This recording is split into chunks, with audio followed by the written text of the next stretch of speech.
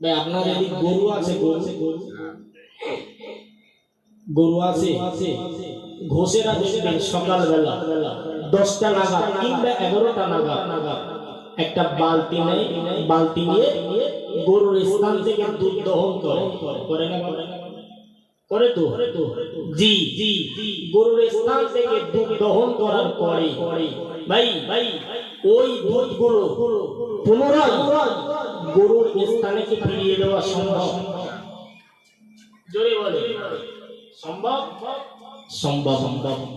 ওয়ামা জানে রাজুলুকেরা ওয়ামা নবী পাকের উম্মাতানেরা, আল্লাহ নবী জানান যখন ওই বান্দাটা গভীর রজনীতে নামাজে মুসাল্লাটা পেতে দিয়ে যখন ওই বান্দাটা কোরআন করতে লাগে, ও আল্লাহ তাআলা আমি বড় গুনাহগার, আমি বড় খতাকার, আমি বড় সিয়াকার।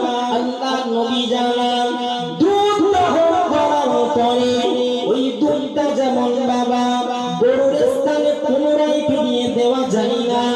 বান্দা যখন গভীর রজনীতে মালিকের ভয়ে জাহান্নামের ভয়ে বান্দা যখন কান্নাকাটি করতে থাকে, দুধ দহন করার পরে ওই দুধটা যেমন গরুর স্থানে ফিরিয়ে দেওয়া যায় না। ও জওয়ানেরা, যুবকেরা, আল্লাহ নবী জানান বান্দার চোখের পানি আল্লাহ ঠিক তত ফিরিয়ে দিতে পারে না। জোরে বলুন। যে দুধ গরুর স্থান থেকে দহন করা হয়েছে সেই দুধকে আপনি গরুর স্থানে পুনরায় ফিরিয়ে দিতে পারবেন?